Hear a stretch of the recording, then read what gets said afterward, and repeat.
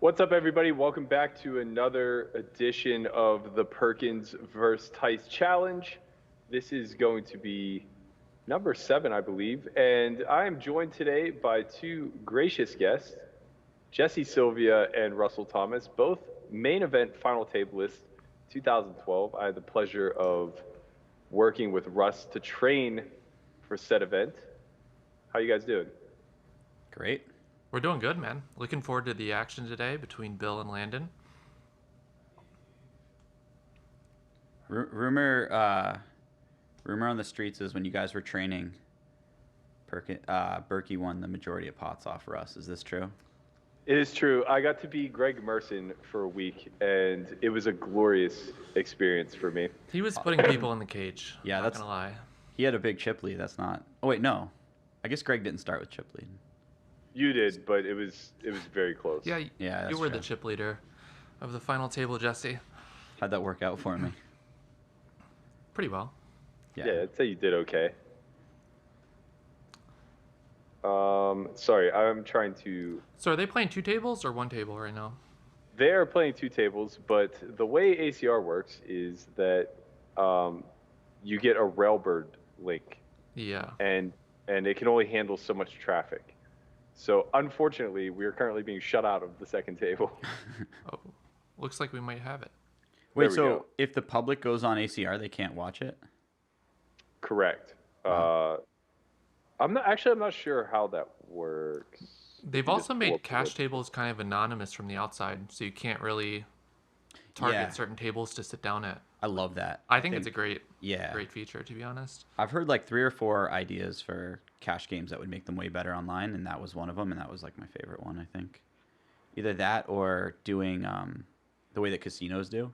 We just have like a wait list, and you have must-move tables, so you can't just like be a predator of one table. Mm-hmm. You just have to play. Zoom is a Must-move decent online solution. would be very interesting. What's that? I said a must-move setup online would be very interesting. Yeah. I mean, people would, optimize it really quickly, but it still just stops a lot of the like most predatory stuff that happens in cash games. Like seating scripters and I don't know. Yeah. People snap sitting out of a table all the time. Like, people won't just snap sit out because there might be, people worth playing on the must move or something like that. Yeah, it seems, I don't know, I have a very apocalyptic view of online poker as a whole. But it seems like Zoom is the obvious solution, but at the same token, maybe people aren't really, like maybe Recs aren't that into Zoom. I'm not sure. I guess I'm not sure what the overall vantage point is from the casual player. It's just a different experience playing Zoom versus a normal table online. But Zoom obviously is very efficient since you can fold your hand and like immediately go to the next. So you get a lot more hands in. But most sites offer both. It makes sense. Some people prefer to play with the same players and develop reads that way. Yeah, I feel like Rex would have mixed opinions on it, but I think it's a great solution to a lot of that stuff. For me, I'd rather just play Zoom, to be honest. Just give me more hands. For sure. I think Zoom Heads Up is a really cool idea, too. That solves a lot of issues and kind of does cool things for the Heads Up economy. Yeah, I wonder how much that can be gamed, if at all, because like the player pools are relatively small once you start to climb the stakes, right? I'm pretty sure if there's like a big fish in the pool, like a lot of people will play the heads up Zoom pools, but then once the fish leaves, the games will usually break, right? Mm-hmm. Yeah, I mean, you'll very quickly get this like domino effect where like the 7th best guy leaves and then the 6th best guy leaves and so on and so forth. Like people seem to understand like where they're at in the very high stakes heads up pools really well. They used to have, I remember Donger telling us back when he was like top 3 heads up players or whatever, that they used to have like King of the Hill set up on PokerStars, and they would have, for each stake, they would have 10 tables. So you would literally have like the best player through the 10th best player sitting, and then there would usually be like 9th, 10th, and 11th, or 10th, 11th, and 12th would kind of rotate playing each other to like battle for that last spot or whatever. But you only get one table, so you wouldn't really have to play anyone if you're like the 5th best, because you're not going to play the people above you if you think they're better than you. And which is sad because, you know, like 5 years ago, it was just like people just played each other, man. Yeah, like, it was... that reminds me of this show that I used to watch on Discovery. It was like Hot Rod Racing or something like that, and they had a running list of like the hierarchy of the racers. So it was like 1 through 20, and like when 20 beat 15, they would like swap in the ranking and stuff like that. Oh, that's cool. I think they do chess tournaments like that, right? Or maybe like ongoing. I remember when I was a kid, I played some chess tournaments, and you could challenge like 2 people above you or something like that, and then you swap places if you beat them. Yeah, it seems like a really cool idea. It's difficult though without like a true ranking system or some like oversight from a third party. Yeah. Yeah, I mean, this is like exclusive to like sites like Stars too. If you go on a lot of other sites, you can just sit down and get action at Heads Up or whatever. Like, can you though? I think. I thought Heads Up is kind of dead online. No. I mean, it's definitely somewhat dead, but like, I mean, there's still lots of people playing Heads Up on WSOP at decent stakes, and there's not Heads Up tables. Are there Heads Up tables, or no? But like they just play at 6 max until the game forms. Yeah, I mean, like if 2 people are playing Heads Up at like 25-50, it usually lasts a few hours often, unless, you know, one person is someone that everyone wants to play with or something. Like I've seen plenty of people just play like 100, 200 Heads Up multiple nights in a row, and just no one ever sits as the 3rd person, for sure. But that's also just on Stars. I feel like people know each other's screen names a lot better, and like on these other sites, they're more fresh names, so people like try players out and stuff. Like anonymous, like changing names all the time would probably be a good thing for poker in general. Not like illegally changing names, but just like sites that allow it. So we have a big pot here on the left. I have to say I missed the pre and flop action. It's okay. It's pretty easy to backtrack. So it was probably 3-bet to, maybe this was a 4-bet pot. Yeah, this is 4-bet, check. Check, yeah. Okay. He's betting quarter on the turn here. Neither of them should have a 7 here very often, obviously. I imagine Bill has 7 advantage, if there is any, though. Landon gets a little clicky. Wow, this is interesting. I suppose there's a world where this is just a 3-bet pot, Perkins overbet flop, and then quartered turn, but I don't think that's very likely.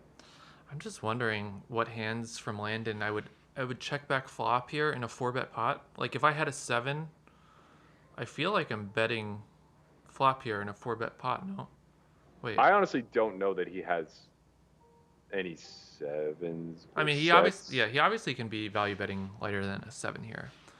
I don't know what he has. Honestly, missing the action there just hurts so much. Are we able to pull up the replay or no? I can rewind it on YouTube. Give me a sec. Oh. My Discord is currently going crazy that just says, what the hell happened in that hand? His bluffs are getting a good price there. It's like 16 to win 24 or something, 25. Wait, it was 16. Oh, yeah, 16 to win 25. Sorry, yeah. I thought you said... Yeah. No, it's definitely a very efficient raise if you're able to generate some folds from even just his bluffs, you know? Yeah. I mean, it would be a lot more helpful to know the whole action of the hand. Yeah, I'll tell you the action in 1 second. Do you have exclusive access to the hand history replayer? No, I'm just watching it on YouTube. So so go ahead. So it was a 3-bet pot, and Perkins bet 3/4 on the flop. Oh. So that changes things a ton, obviously. Yeah. And then Perkins bets quarter on the turn, which is, I assume, just kind of not a thing. I don't know enough about Heads Up, but I personally would be checking. I'd be checking turn there. Yeah, nearly 100% in Perkins' spot, but I'm sure he's allowed to have some bets, but it's probably just not really for quarter pot size of that SPR.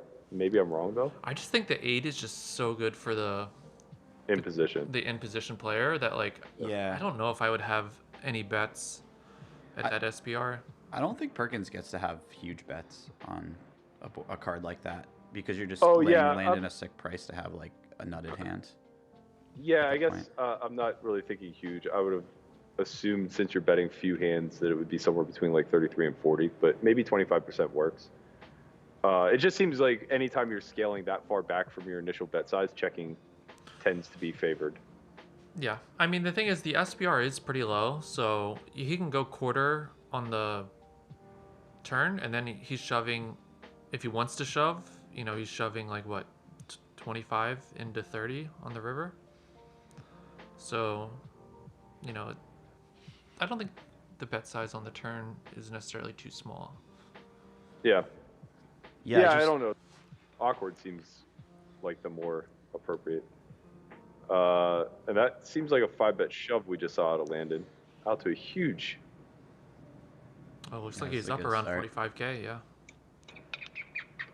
Nice little sprint for the kid.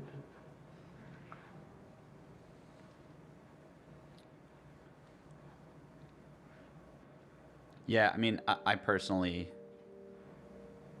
I mean, there's like two ways you can approach studying heads up, but I would probably imagine that you check such a high frequency on that turn that I would personally probably just shortcut it to like 100% check on that turn, because you can just like slightly over pot size jam river anyways, so you don't really need a bet that badly on the turn, and that like makes more sense to me and makes your life a lot easier than having to figure out all these splits and stuff. Yeah, I guess that was where my line of logic was coming from. Most anything that wants to bet would be happy to check shove or just rip river if Landon chooses to check back. Mm-hmm. Maybe Perkins is just a solver genius these days and knows the quarter pot on that turn. It's possible. It probably is like a line the solver does take. Yeah. But me personally in game, I'm checking there probably with everything. I mean, I think that's Timex's theory, right? So Perkins just a solver over there. And... Does he have a ton of action on Perkins? No, he had some tweet. It was beautifully written where it was like, imagine if all of these other prop bets were just a setup for like the greatest hustle of all time, and he's just. Oh yeah. I did see that. That was hilarious. So like this is the way that he breaks the community. Yeah. So I feel like one of the arguments for Perkins in this challenge is basically like, yeah, he's been playing for like a decade in high stakes tournaments and like isn't really known for his strategical play. But I feel like when he's studying for heads up in 2021, like the availability of like GTO trainers, where he can kind of get an objective answer about his play, drilling hand after hand after hand. For someone's, Bill Perkins is a smart guy, and like, he can improve a lot from. But like, he's had that available to him for multiple years. He's been working with Matt and MJ at Hybrid for like 5 years. You're saying in tournaments and stuff. Everything, cash, tournaments. So like, they have a trainer for all. So there's a difference between heads up and like tournaments for GTO trainers, and the issue with tournaments is there's different solutions for different stack sizes, different positional pairs. There's just so many nodes that you have to train that you have to, in order to be able to execute everything, you have to be able to consider range versus range. In heads up, he doesn't really play MTTs though. In heads up, there's 3 nodes. There's single raise pots, 3-bet pots, and 4-bet pots, and in and out of position for both. So there's six spots you have to train, and it's a lot easier, I think, to improve at heads up with these trainers. So, if he's locked himself in a lab for 2 months training this stuff, I think it's pretty reasonable that he'd improve a ton. No, for sure. We see that, right? Like his sizings are pretty good. His frequencies seem to be okay. I guess like my point was he doesn't really play MTTs, so that I agree with your notion there. MTTs are very difficult to solve, but he mostly plays cash. And what I said is that the reason why he can get good at this is because it's 2 hours a day sitting in front of a screen clicking buttons where he's trying to win a competition. When he plays live cash, if he had to follow the game plan that Yeah. hybrid poker has set out for him for 9 max cash, he'd kill himself. Yeah. It would just hit off himself. And I saw it happen too. Like I got to play a fair amount with Perkins, and I saw like this Perkins 2.0 that started coming to the high stakes cash arena, and all it was him straddling from every position and then not defending enough. Yeah. Because you're not allowed to call raises with trashy hands in the blinds, but like he's purposefully putting himself in the blind a bunch. Let's be honest. Like if you're playing 9-handed cash, like you're supposed to play fairly tight, and like playing fairly tight just isn't fun. And well, especially live. Yeah, 100% agree. And like heads up, you don't have to play tight. Obviously, you're not supposed to play tight at all, and you get to play every hand, so you can be engaged. Yeah.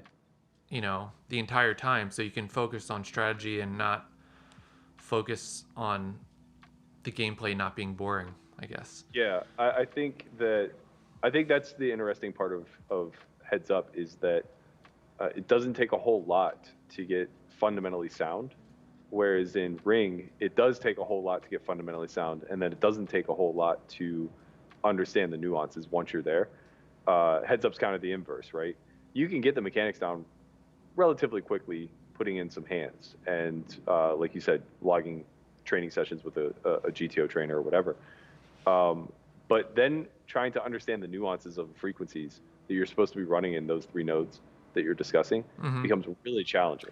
Yeah, right? That's actually exactly what I was going to say, because like it's 6 nodes, but like when you have wider ranges, wider ranges, everything becomes a mix a lot more, and when you have deeper stacks, everything becomes a mix a lot more, and so you end up with these, like the feedback you're going to get is like, okay, this is good X% of the time, a lot, which is really frustrating when you're trying to like study and learn an actual spot, and you're just like, instead of learning like don't do this or do this, it's like, okay, do this instead of like not doing this, do this 20% of the time or 35%. And like Doug was really good in his heads up match about like, he had his little randomizer, and like he knew about what he wanted his frequencies to be in a lot of spots, but that's just like, I can imagine if you're starting from like closer to scratch with heads up play, a lot closer to scratch, like that can be very frustrating when you're studying and very difficult to implement. Yeah, but he also has great coaches, right, that can explain the logic. Sure. And like there's other stuff you can stack on top of GTO trainers with aggregation reports. You can you can separate different turn cards and like what they mean, and how your frequencies should change on different types of turns and stuff like that. But I'm not trying to oversimplify it. I'm just saying, like, I feel like, it's I think your very point possible. is very valid. Yeah. Yeah, I think your point's very valid that he becomes competitive incredibly quickly with just a little bit of training. And we saw that with Daniel and Doug too. Like, Daniel still got washed when it was all said and done, but I think he was a pretty strong heads up player at the end of 25,000 hands. I didn't bet on Doug, despite people saying it was like the easiest bet ever. I was like, I give Daniel, credit for, being able to improve pretty fast, and like Doug had to beat him by 8 blinds to make the 4.5 to 1 odds break even or whatever. So I thought Daniel had a chance of doing better than that. It turns out like Doug won by a lot and crushed the red line, and so maybe it's a lot more difficult to improve to that level in heads up than I'm saying. I mean, Daniel's exceeded expectations whenever almost every time he's entered some sort of poker realm that everyone assumes that he's not going to beat. Like I remember he played 200 6 max cash a few years back, and everyone was like, oh, he's going to get crushed. And like the first bunch of days he lost, and there was waiting list like 20 people. And by the end of like 2 months, I mean, this is also like 6 years ago, but still, like by the end of 2 months, there's no waiting list. There's like open seats, and he's up in the game or whatever. The thing about the Doug versus Daniel challenge, like Doug played heads up seriously for like 5 years, and he's battled so many opponents, and he's like kind of ripped apart their game and figured out where they're exploitable and things like this. And like if he can just find a couple things wrong with your strategy and then just exploit it, he has a ton of practice doing that, and it's like even if you train and improve your game a ton, you're still gonna have these holes in your game, and like Doug's a master at finding those holes heads up. So I'm not sure how many specific things like Doug was working to exploit, but I imagine he was, because I know back in the day that's how he was crushing so many people. Yeah, that's like interesting to me because it felt like, at least for the first 10k hands, 15k hands, it felt like Daniel was under bluffing a lot on rivers, and it seemed like Doug refused to stop calling optimal frequencies. Yeah. And I was surprised because I know he does exploit people and stuff, but he was like, I'm just going to stick with the game. I think he even said in interviews, like, I'm going to stick with the game plan. He's probably not bluffing enough, but we're just going to go with the right calling frequencies or whatever. I think that's a good approach, to be honest. Yeah, I mean, otherwise you just get inside your own head, just like trying to play this guessing game. Like, is he bluffing here? Is he not? Yeah. Just play good poker, call good hands, call the hands you're supposed to on the river, and like go from there, and like you'll be fine. I feel like playing a guessing game versus Negreanu is probably not a good idea too, because that's probably one of the things he's really good at, is leveling people, and kind of when you're playing like the 1, 2, 3, like whatever level game, like he's just good at being on the right level a lot. Yeah, I agree to some level, but like, you're playing 25,000 hands, you're really exposed, and that data is just available for everybody. I mean, you're a numbers guy, Russ. It makes sense to stick to the general theory. Yeah. Until you have more information, and when you have more information, I think that like you just step on someone's throat. So I don't think they actually had the hands in that challenge though. No, they weren't were allowed getting. Right, they weren't allowed to have a HUD, but something was worked out with WSOP because, or actually maybe they were manually scraping. I can't remember. I remember there was that big controversy where something was occurring and they had to bring in Phil or sorry, they brought in Phil for the limping thing, but they may have brought him in earlier where something was occurring where either Doug or his team was getting accused of like getting information that they weren't privy to, but they were doing it manually. Yeah, yeah. I do remember something about them like manually tracking the frequencies. Mm-hmm. Doug made a tweet at one point. I think he was asking if anyone knew of like a program that could take WSOP hand histories and put them into some sort of HUD. Like, it wasn't malicious. He tweeted it like he didn't think it was like against like the spirit of the bet, but he just wanted to like actually look at stats. Right. And then somebody was like, the best you can probably do is just hire someone to write them in. Probably cheaper or whatever. So I guess you're right, Russ. They probably didn't have like perfect information like they would in this challenge, but I think that there was a lot of data that they were coming throughout. The other issue is you can say, okay, I've reached like 12,000 hands. That's a good sample size. Daniel's not bluffing river enough. I'm going to call less. Daniel improved the whole challenge. So like you don't like, maybe he improves his river frequencies. So like you really like, it's possible that you can make those adjustments, but like it's also it's risky, right? So I think Doug was just like very happy with like, if I play my best version of like GTO heads up play, I'm gonna make a lot of big blinds per 100, and you just went with that and made a bunch of money and was pretty content with it or whatever. But he did say a ton of times that, I mean, basically every session he talked about how he thought Negreanu was improving in different spots. And so one thing about like river calling frequency. So like, if we're saying Doug was he's calling like GTO on the river, or he's calling like pretty close to GTO on the river, right? And it's like, well, let's say Daniel's under bluffing. Even if Doug's still calling GTO on the river, he still has a winning river strategy versus Daniel, because if Daniel's under bluffing, that means he's just checking too much on the river and Doug's winning the pot. Yeah, that way. He's over realizing with his bad hands. Yeah, so like he's winning more in another node. For obviously, like if he played perfectly, he could call less on the river and still win that. But like, he's still playing a winning river strategy, so that's probably why he's like not too concerned about it. And he's worried about risking having a losing river strategy if he decides to call too infrequently. Yeah. For sure. Yeah, I think that example also is probably the simplest to understand, and the one that he's least incentivized to deviate from, because the river is so finite, right? Like, decisions are so black and white. There's no more equity to parse through. Like, we're just either breaking even with our calls or losing or winning, whatever. I imagine that there was some exploiting taking place on earlier streets after he just like recognizes that construction is very poor in some sort of capacity, but maybe not.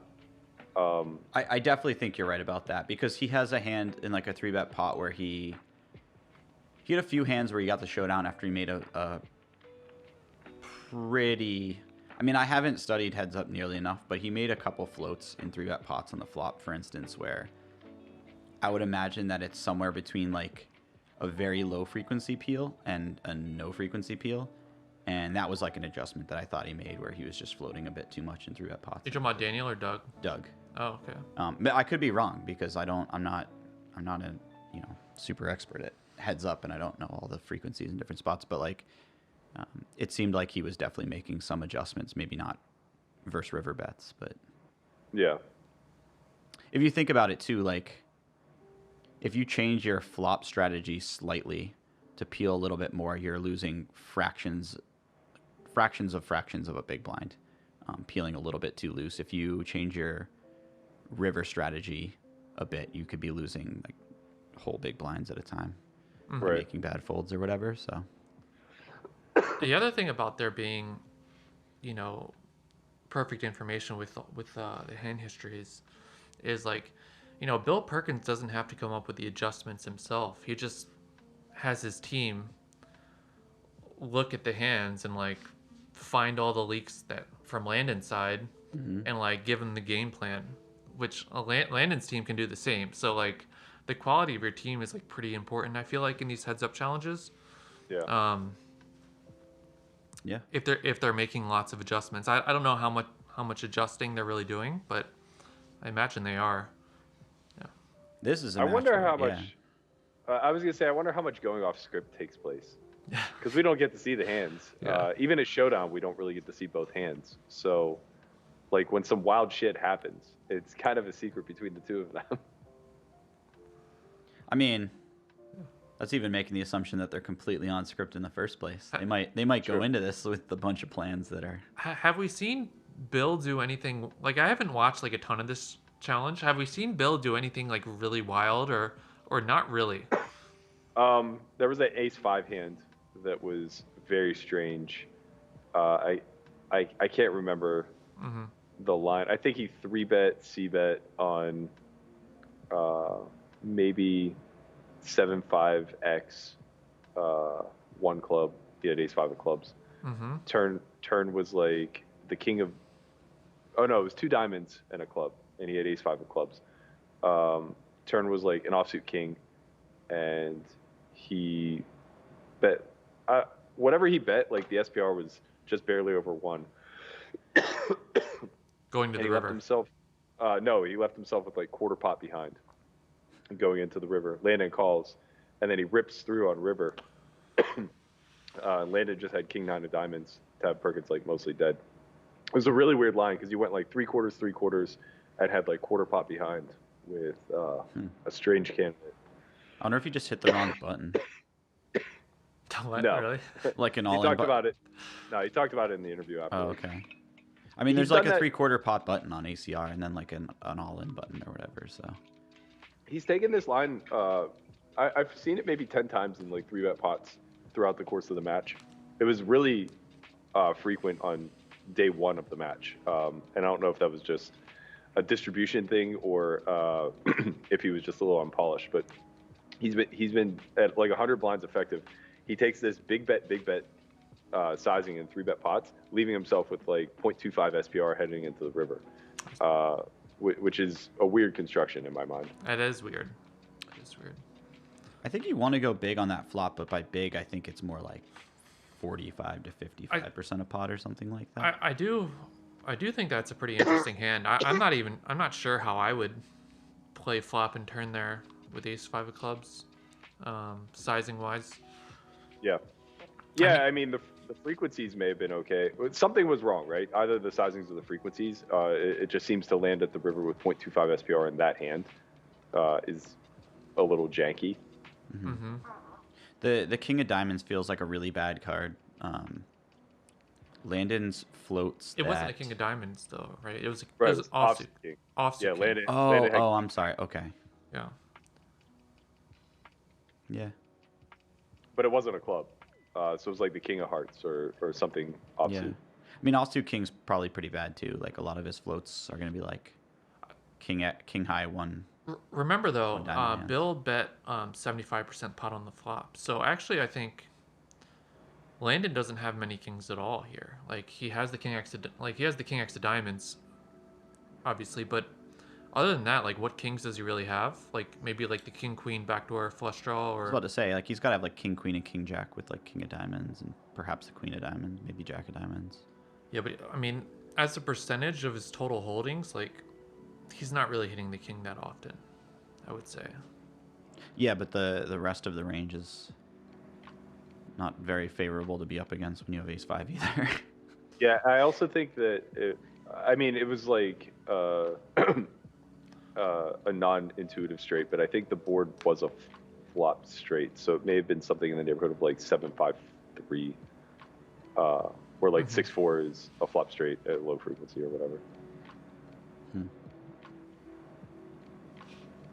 My memory is definitely not serving me well. I just remember that like he was the one who pointed out that he thought the hand was a mistake, so I'm not like reaching here. It was just a very weird line.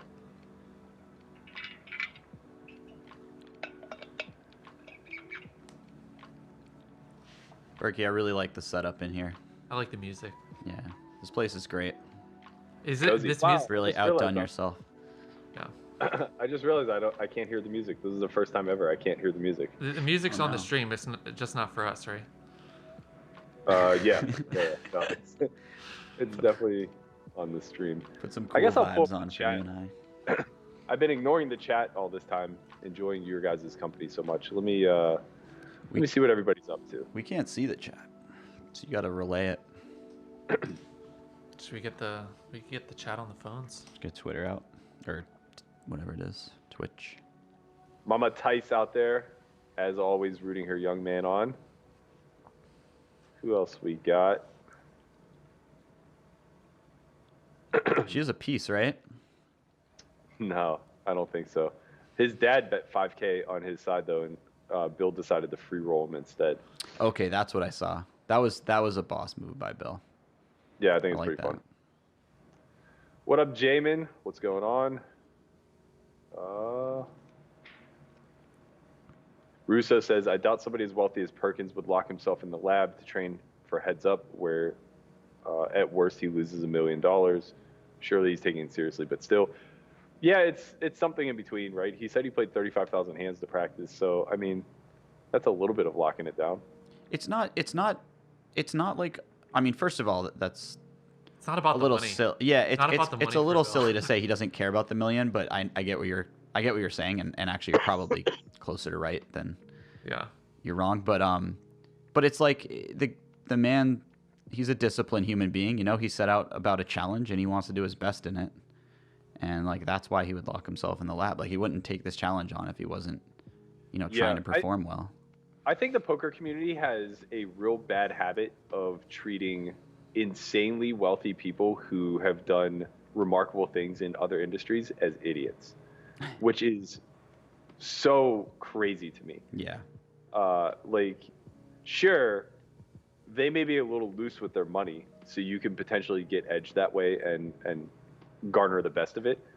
But I would never in a million years, even if it was like something I was highly confident, if like Perkins bet me tomorrow that I could throw an 83-mile-an-hour fastball, that's something I've done before in my life, and I'm confident that like with enough training I could probably get back up to. But if he was so confident that he was really willing to pile in on it, I would feel a lot worse about it, because I would feel like he was sharp on something that I didn't know. And Even when when he has a history of maybe not being the sharpest better. Right. Yeah, I mean, right. that was kind of why I was saying like you might be more right than wrong in this spot, because he definitely likes to take bets that he isn't sure of. But Right. I mean, This is different though because he garnered a spot. Like he negotiated a spot that I think everybody is uncomfortable with. yeah, and he's also, I mean, it's a most of his bets don't involve him doing much, right? It's usually a bet where somebody else needs to improve their life, and if they make it, they win the bet. And this is something where he has to perform himself and practice, and I think he did it for a reason. Like he wants to get a lot better at heads up, and he wants to see how well he can perform when he actually. I think that Jamie Staples, I forget his brother's name. Matt. Matt and Jamie Staples bet was like really nuts. That Bill gave them. That was a cool bet. That was super cool bet. Yeah. To get them both to weigh the same amount, and I think Jamie Staples was like, I think there was at least like 100-pound gap between them. Yeah. When it started, yeah. That was a fun bet to sweat. The thing is, like, you have to view some of those bets as not so much like he made a bet trying to win money as much as like he made a free roll for himself, where like if the other person wins the bet, he's happy for them and he just like helped them do something really productive in their lives. And if they lose, he gets money, so whatever. But I really feel like that's his kind of approach to certain things, and it kind of changes your perspective on what he's about, what he's doing when you think about it that way. Yeah. Yeah. I mean, this isn't that though. No, definitely not. Scenario. That's why I think he's practicing. Yeah. I definitely think in this scenario he is certainly trying to win, and not even just beat the spot. Like he said many times that he's trying to just win this outright. So like, exactly. Like, and I think it's not so much about the money, since he's super rich and like he wants to die with zero anyway, and like he basically gives away money all the time. It's more about the reputation and like from winning the bet, Yeah, like for sure.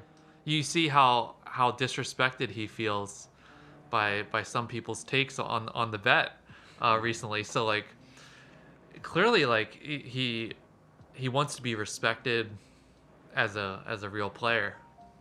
It's hard.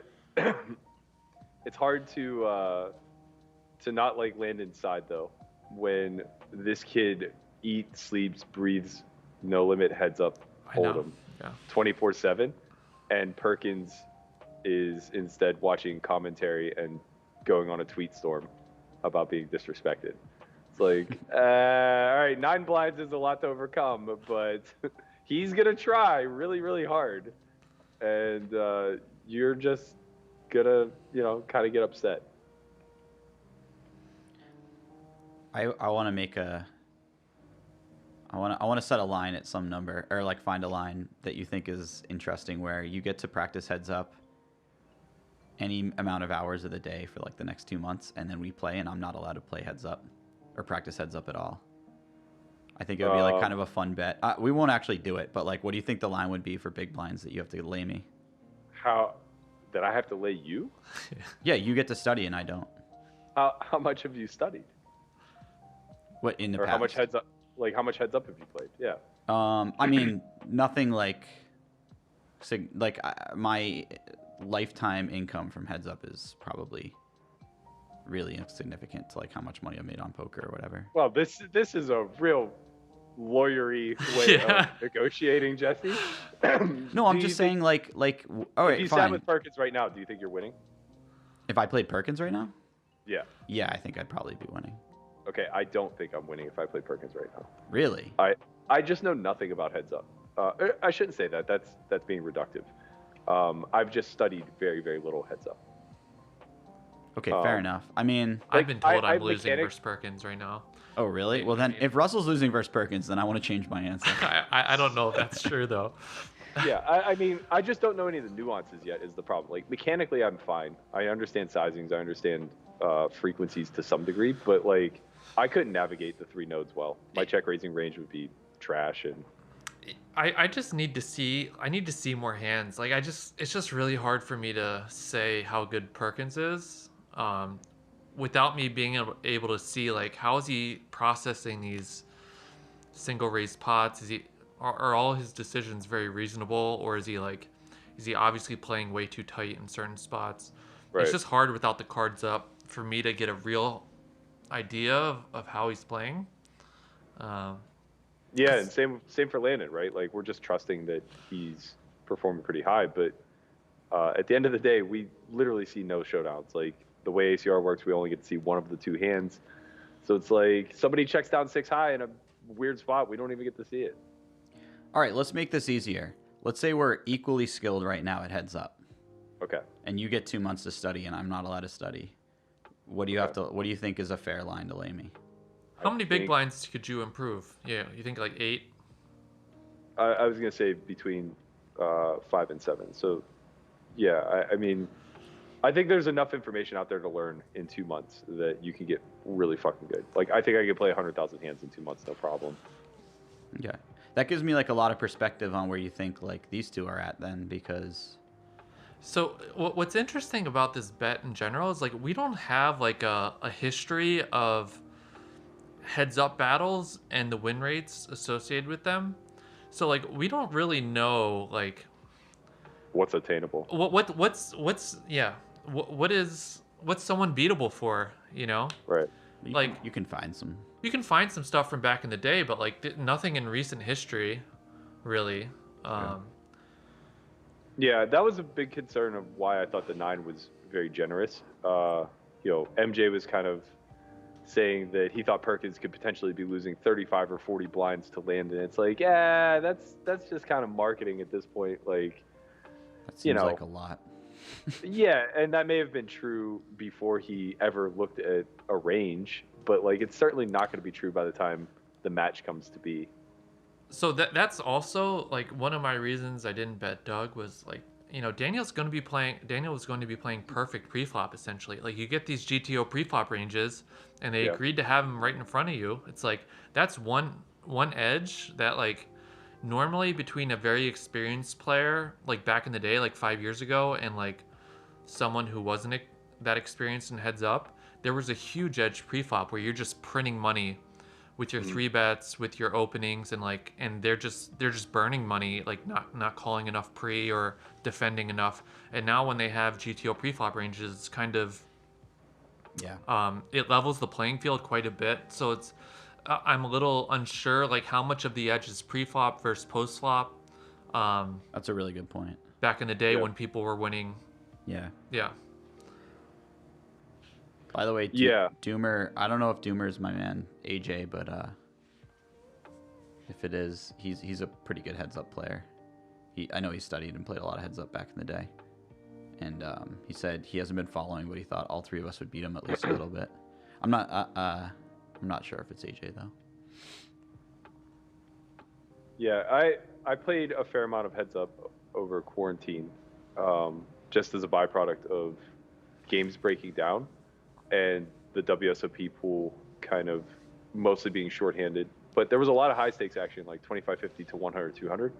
And I played a fair amount of 3-handed and heads up play.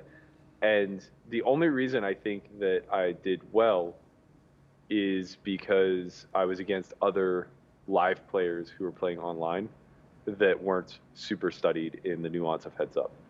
So basically, I think that I can be competitive in a realm where we're both just operating on the macro understanding of heads up, the simple principles behind it, like reasonable range construction, whatever. But like, if I get against somebody who is highly qualified that understands the nuance, the frequencies, has proper check raise, construction, all this other stuff, slaughter fest. Like, you just can't compete with that. You can't feel your way through that. You can't intuit your way through that. Right. So you wouldn't play Doug heads up? No. I mean, and he wouldn't play live 6 max. Like, it's just 2 totally different worlds. And for me, it's not that I think learning heads up is fruitless. It's obviously worth something. But I think the big takeaway from learning heads up is a lot of the game theory principles that you can then extrapolate into other formats. And I'm far enough along in my career where I understand that stuff already. And heads up is relatively dead. Like, if I'm ever playing heads up, it's because there's still a well in the game that I'm playing live that doesn't want to leave and is buried, and everybody else gave up. So it's like I don't really need to have my check raise frequencies in line there to go ahead and have a win rate versus this guy. So someone in the chat said all the pressure's on Landon as he's a small stakes player to play at these high stakes. Like, I assume he plays big live sometimes, right? Like he's played 50, 100 plus, right? Yeah, he's played Poker After Dark 3 times, I think. Yeah, and but very little.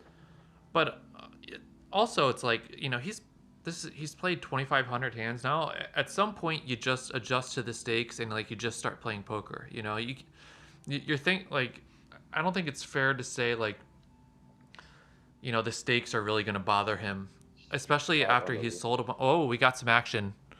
Got him. Wow.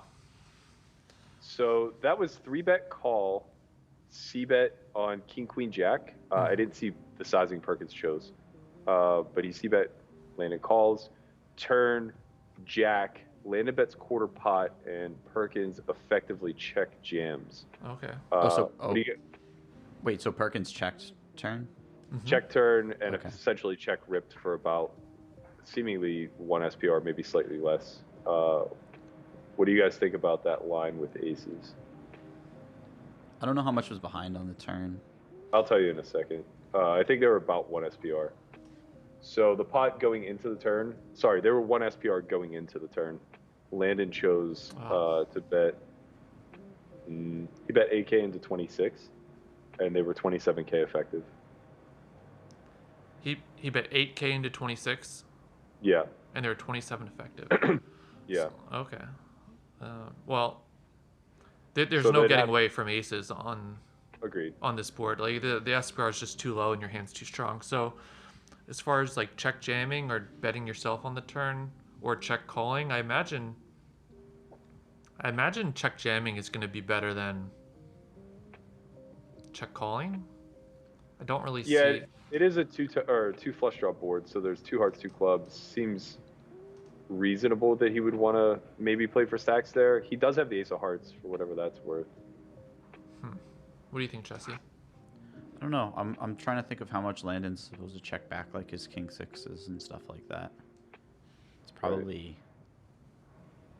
decent frequency check back, but I mean, like a smaller bet on the turn makes some sense too. How are you playing your lower flush draws in like Landon's spot? So let's say you have like 8-7 of hearts or whatever, and it's king queen jack 2 hearts turn jack, and we're 1 SPR. I would normally check turn. Yeah. Here, I wouldn't bet a third because. Yeah, those hands seem more probable to bet out of position than in position, having no showdown value. Maybe it's okay to bet sometimes. I'm not really sure. It's gonna sound frustrating, but I'm just gonna say it's a mix, like a lot today, because I feel like everything's just. But like, if you did bet, would 8 into 27 be your size, or would you bet even smaller? Because trying to think of what hands we want to make indifferent. So like, we probably want to target like some ace-x suiteds or something like that aren't a flush draw. I don't know. His size seems like it makes some sense to me, but maybe it is smaller. I think those hands, the ace-x suiteds, would fold to quarter. Yeah, yeah. Or even less. Yeah. Probably the same goes for like. I don't know, man. Pocket eights. And heads up's complicated. It's tough. Russ has come full circle. Now all of a sudden we are in the weeds. Heads up is really fucking hard. It's tough. It is tough. It's a tricky game. Yeah, it's tough because like I don't think it's all that intuitive where Landon's supposed to be pulling bluffs from here either. And when you have aces, like you kind of want to find those hands, but obviously he is bluffing, and then you have to like examine the sizing. Is this the common size that should be used?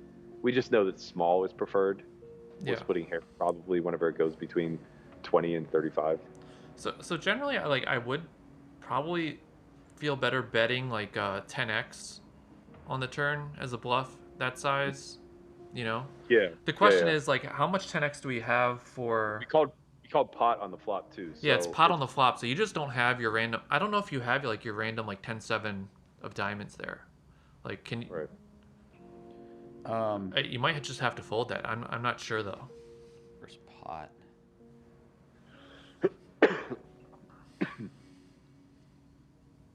Whereas the flush draws, you're definitely not folding the flush draws to pot on the flop. Yeah, certainly not. It's a weird spot for Perkins, man. Yeah, that is not a good card. That jack is not a good card. Definitely not a good card. But you still have to put aces in. Like, you have to put all your chips in with aces. Yeah. Yeah. Yeah, it feels like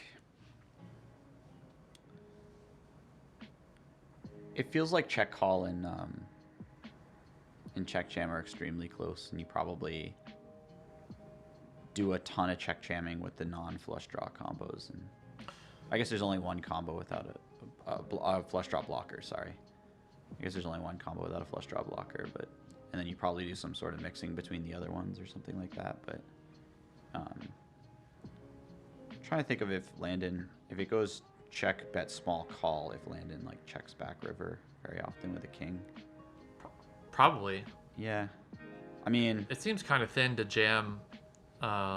If you're check jamming all your aces, I mean, like versus pot on the flop, like what are we hoping to get called by if we have king 5 of diamonds, right? I mean, yeah, you're right. Versus pot, it's Perkins isn't calling us down with the queen. Like, that'd be kind of nuts. Yeah, I think.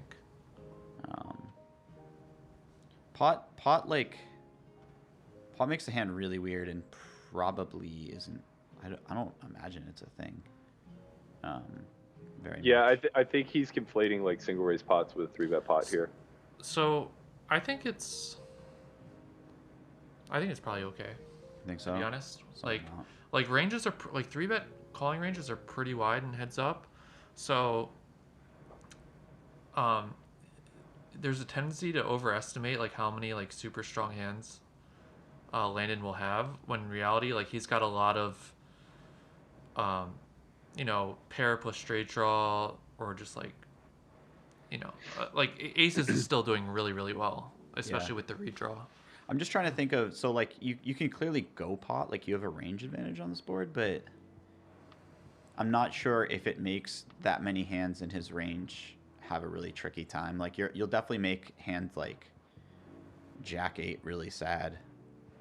Maybe like I don't know, like Jack 8 suited or something like that. Yeah, like you'll make some hands indifferent for sure when you pick that size, but I don't know if it's like you probably do a lot of small betting because you just make so many other hands indifferent when you bet small. But like you said, like 10 gets put in the cage when you bet pot, like 10-7 or 10-6 suited or whatever, which is pretty annoying. Do we necessarily want to put 10 in the Right, cage when we have aces is the question. Right. We put a 10 in a blender on the flop, but now when we land on turn and he's devoid of those hands, we're kind of a little bit in a blender.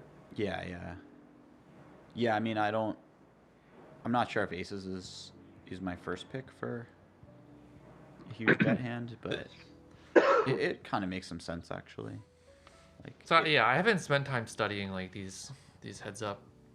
Yeah, I just think of more of like, is it like intuitively a good hand for it? And like, it is the type of hand that like wouldn't mind putting in a maximum amount of money now, while it's like definitely ahead, like well ahead, but like there's a lot of turn cards that make aces like not as good at getting value anymore. Mm-hmm. So it seems like it could be a good hand for like a big bet size intuitively, but it also doesn't really want to like induce folds from the hands that pot size bet induces folds from as much as other hands do. Like king queen would highly prefer if 10-6 folded, I would imagine. So it'd be like a nice big bet size. Yeah. Although it's blocking all the top pair, so maybe it doesn't end up doing that. It's really tricky. That's a really tricky spot. Like it looks simple because it's just a 3-bet pot and a flop, but. And that's this week's strategy breakdown with Jesse Sylvia and Russell Thomas. We don't know, man. That's the tough. Oh man. All right, just to catch everybody up really quickly, Landon is going for the reset on table number 2. he gets there. Let's see if they play another hand, as they tend to do. They do. So they may actually not reset if he loses the spot. Wait, is this... Why are they resetting? Bill somehow snuck it in the fine print that they were going to reset at 300 big blinds. Oh, but Oh, I thought it would be like they both have 300 big blinds because they're just 100 bigs deep or whatever. Okay. That was what we thought, was that it was if they both got the 300 bigs, but apparently that was not what was negotiated. So it's if anybody gets the 300, they just auto reset, which is kind of unfortunate because, I mean, in my opinion, it's really detrimental to Landon. Sure. I think that it lowers a ton of volatility, but that's not necessarily a great thing when you're spotting 9 blinds, especially if you think that you have a pretty decent edge. I think it just like puts a pretty big ceiling on his win rate, or maybe caps his win rate a little bit. Well, the deeper you get, the more complex the pots get, and like if you have a good thought process, like you're gonna have a bigger edge there, right? So like, Yeah. I would expect Landon to have a much bigger edge 300 blinds deep than 100 blinds.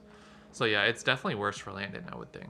Well, and also, if you reset when anyone has 300 bigs, you just have like less frequent. You'll be 200 bigs deep less frequently. Well, that's the thing, is it's not even a 300 big blind cap, which is what it's being advertised as. It's actually a 200 big blind cap, because there could never be more than 399 blinds on the table. So really, what he actually negotiated was resetting stacks at 200 when both players are 200 effective. You could both have like 250, but it won't last for very long. You can't. Why not? Because you couldn't get it on the table without somebody having 300. No, because you don't have to stack them. You could just win pots off of each other and slowly both go up as somebody like rebuys or whatever. He's saying... Oh, no. You're right, because it has to... Yeah. Anytime somebody touches 300. Yeah, you're right. So yeah, it's worse than first blush, in my opinion. See, there's Perkins being sharp. Yeah. I mean, you get a 21-year-old in an interrogation room and he cracks pretty fucking quick. I mean, I can't imagine how quickly I'd crack when I was 21, but I'd probably be pretty hungover given the day it was. So yeah, it didn't help that like Landon's form of negotiation was like, whatever, let's just play. I don't care. Pot here on the right. There's a boat on the board. You bet 2/3 on the river. But yeah, Landon is winning. He's up seemingly about 60K today. Came into the match plus 16,000, which had him losing about 7 blinds per 100 to the spot thus far, give or take. So he was down a little bit to the spot, but up a little bit in the match. I think that he definitely needs to get this over a 6-figure win to be beating the spot today, but maybe not. I guess it depends on how many hands they play. What are they at? Like, this is around 2,000 hands, you said? They started today with 2,045 hands, I think. And they usually average about 350 per session. So they'll get to around 2,400 today.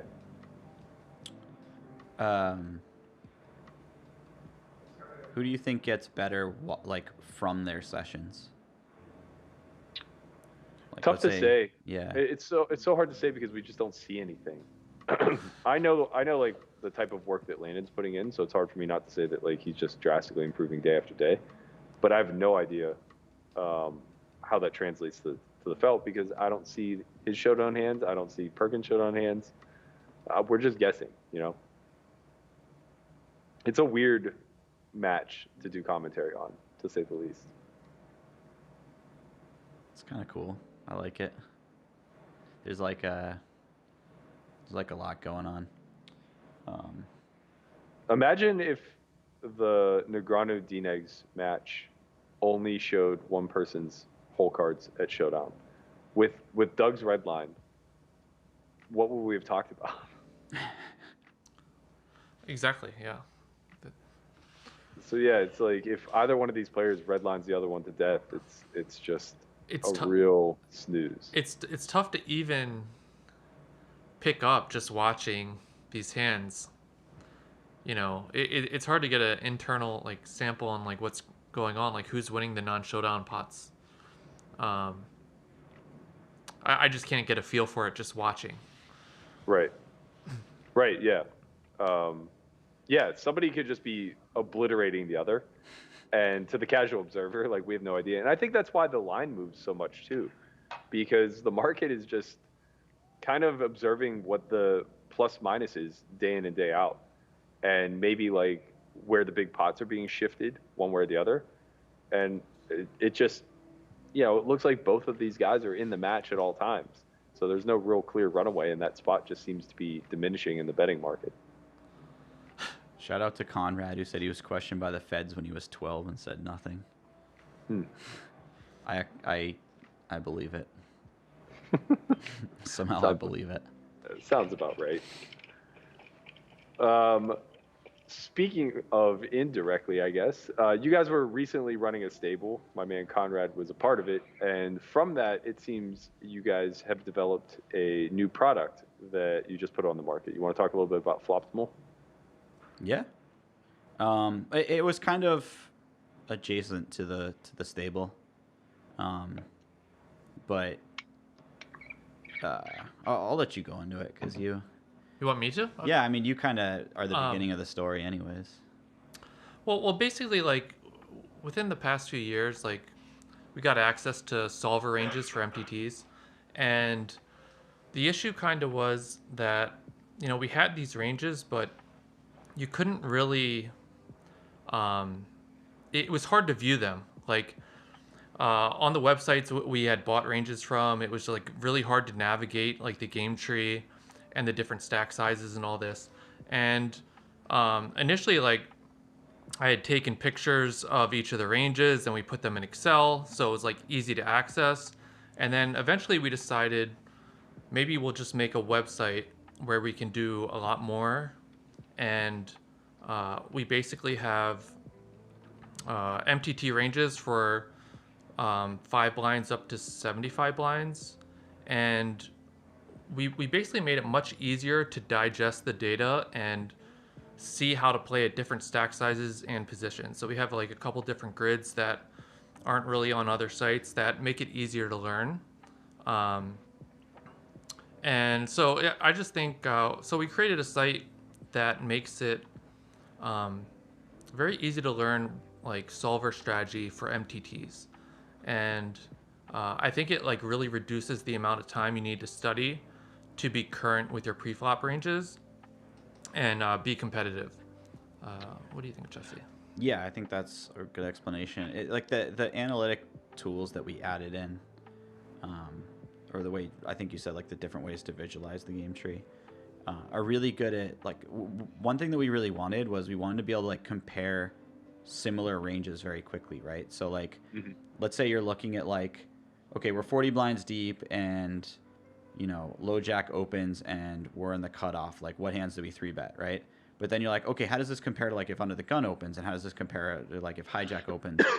And so we made these analytic tools that just show like the ranges all next to each other, or like you can look at a specific hand and look at how the hand plays on every stack size versus every position that opened previous to it or whatever, and you can see it like immediately. So you just get this nice visual of like, let's say, certain hands on certain stack sizes are a 3-bet and some aren't. Like you'll kind of see like this nice little sort of like U where those 3-bets exist on different stack sizes. So we created a bunch of ways to like visualize things very quickly. Like with the jammer fold ranges, for instance, we color coded them by what positions will jam certain hands. And if you get used to those sort of grids, like remembering how each grid looks will be a lot easier than trying to memorize like a set of hands that you're shoving from each position on each stack size. One of the other things I like that we did is so like normally people learn preflop ranges like range by range, whereas on our site you can learn whole card by whole card. And like I think that's actually like, while learning range by range is very useful, and you can also do that on our site. Learning how to play each hole card kind of individually, um, I think prepares you better to actually execute on the table, because like when you're learning range by range, they're like, um, the ranges are so similar between stack sizes and position. They're just like slightly different. Mm-hmm. It's very hard to kind of memorize all that. But when you can just choose a specific hole card that you're just unsure how to play, and then see exactly how to play it, um, opening range wise, versus raise, etc., it's a lot easier, I think, to kind of remember that information and use it later. So, there might be some hands you don't know, you're not exactly sure how to play versus early position raises, or you don't know exactly which positions to open them from. And our site just makes it really, really easy. You can just mouse over a specific hole card and get all that info right away. Yeah, Russell made a little video that he looks at how to play Jack 8 suited in every spot possible on every stack size in like a minute. And I thought Jack 8 suited was a really good example because it's a tricky hand to play in a lot of spots on a lot of stack sizes. And it's a hand that like a lot of people don't open enough, or, maybe don't 3-bet enough or 3-bet too much in certain spots or whatever. And there's a lot of hands like that. Like when you're trying to learn what ranges you play, you don't really need to think about how to play pocket kings, right? Like pocket kings is just always a 3-bet. If you 3-bet it every single time, yeah, but if you 3-bet every single time, like you might miss like 1% of the time where it's like a peel pre or whatever, 2% of the time. Whereas like some of these borderline hands are pretty tricky to learn. So. I always had issues with like the A7 suiteds, the A6 suiteds, like how early, like versus opens, like how early can I play them?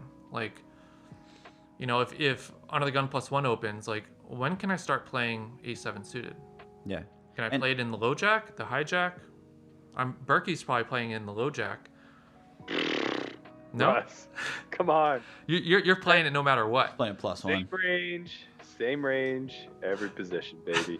We are in the mix. Well, the other thing is if you know the line that like when the solver starts playing a hand or when it starts 3-betting or whatever, then you get to make your own decisions, right? Like, okay, I know that like this is theoretically like we start peeling this hand from the cutoff.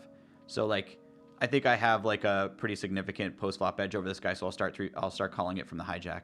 Or like I know this guy's too tight, so I'll start calling it from the button. Like whatever you want to make for your own adjustments, but just knowing the fringe situations is so massive, because then you have this perfect baseline to start, and then you apply your own experience into it, which is like the valuable part of it, right? But you're just sharpening the set of skills that you start out with, which is really, really important. And the other thing about learning like hole card by hole card, if you want, is like, when you sit down and play, you're getting dealt 2 hole cards. So like when you get dealt Queen 3 suited, you think, all right, where am I going to play Queen 3 suited from? And I already know, like, I'm going to raise this on the button, but I'm not going to raise it on the cutoff as an opening range. And then versus raise, I'm going to fold it everywhere except the big blind. And like if you can just know all this info right away when you look down at your cards, like you're just going to be doing pretty great pre-flop.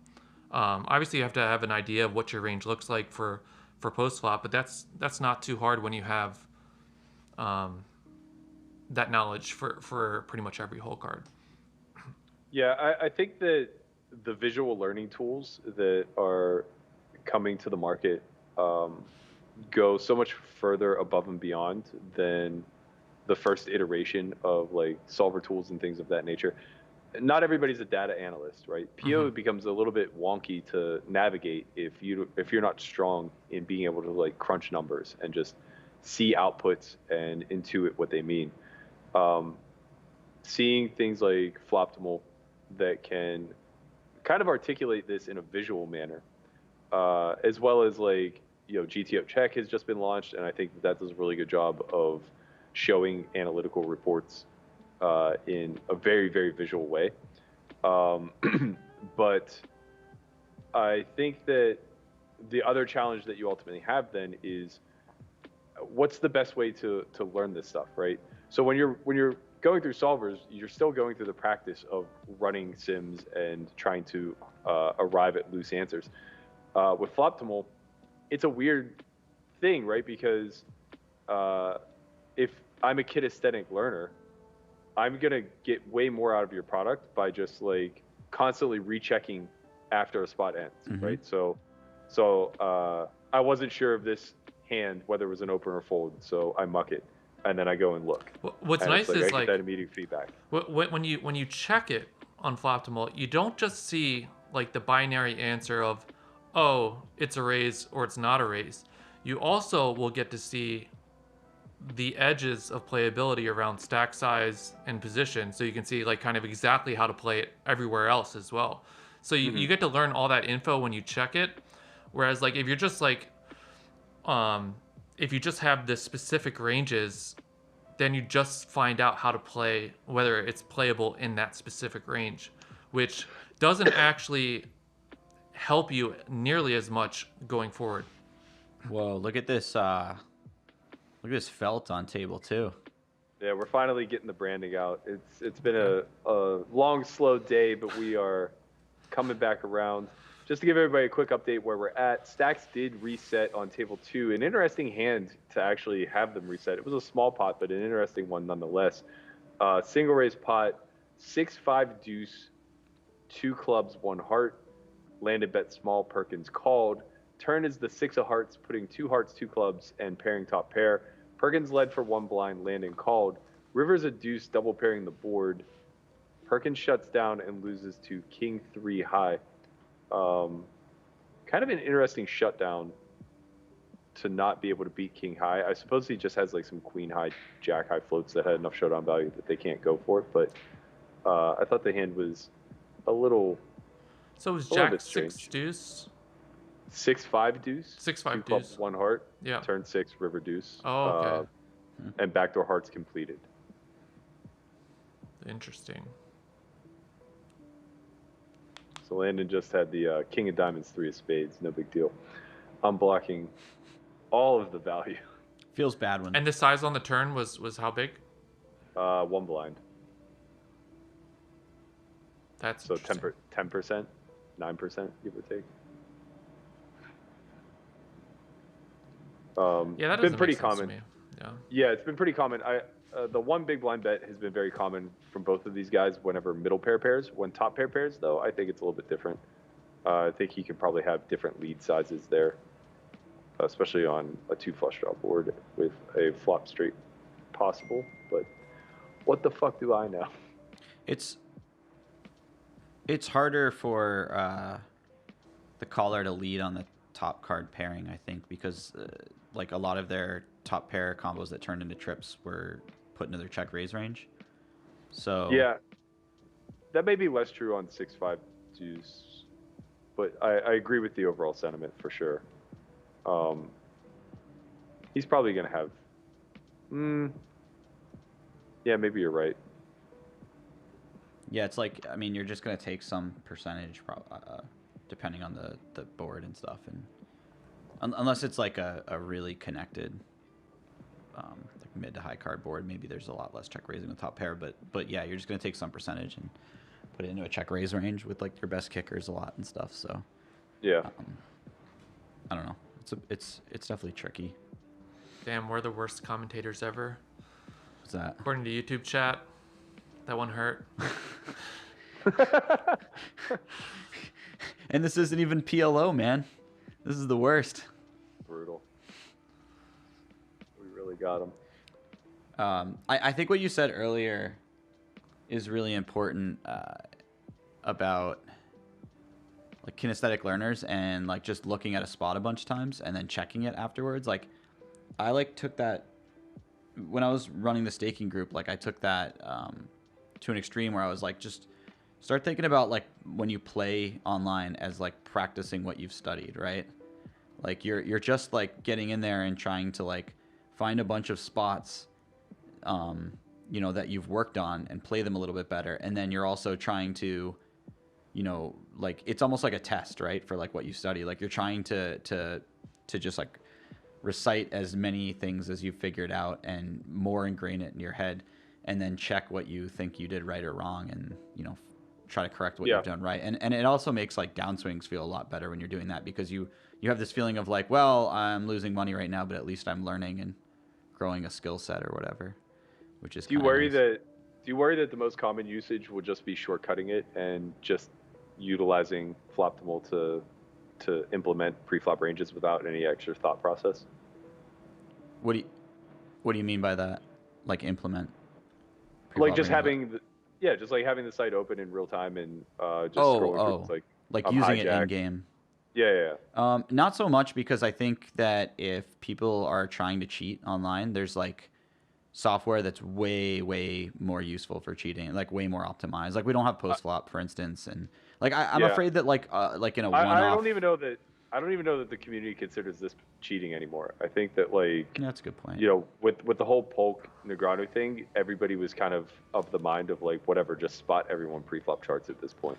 The reality is like a lot of high stakes MTT players already have Excel documents with ranges in there, and there's just so many sites now that provide pre-flop ranges kind of at a click that I don't know, it's just part of the game these days that like people are just going to have their pre-flop ranges and then adjust as they need. Yeah, I wasn't asking the question from the standpoint of morality, more so just from the like what's your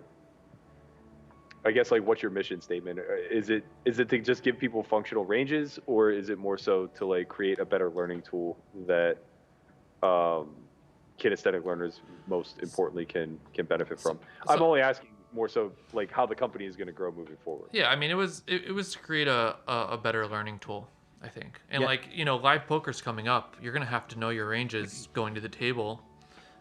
So if all you're doing is like using some pre-flop RTA online, if you do play live, like you won't have that to help you. So like you're going to need to learn the ranges if you want to be competitive live. Yeah, I think that's true. I do think that there's probably a lot of value to just getting reps in, whether it's blindly or for sure. If when you see the next few things that we're going to add to Floptimal, it'll just like make it increasingly more clear that it's better used as much more efficient as a study tool than as an in-game sort of thing.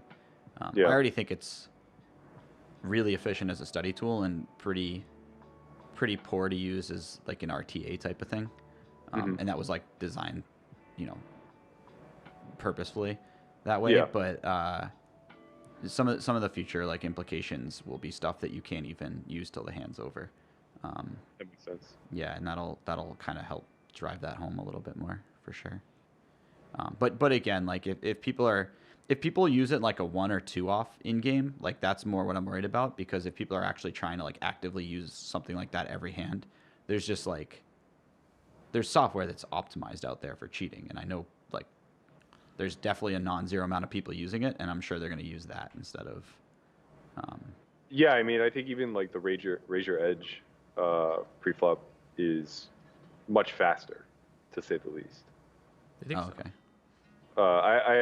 I don't have any experience with it, but at least from like what I've heard, it's a pretty like point and click type system where it's just auto there. But I've also heard that like the ranges aren't accurate, so like who gives a shit? Like I think Dom made his voice heard about that. Yeah. Speaking of, where did you guys derive your ranges from? So, for the most part, except for a couple of ranges that we're still working on, they're all created by us. Our partner, in Monker Solver, our partner is a computer science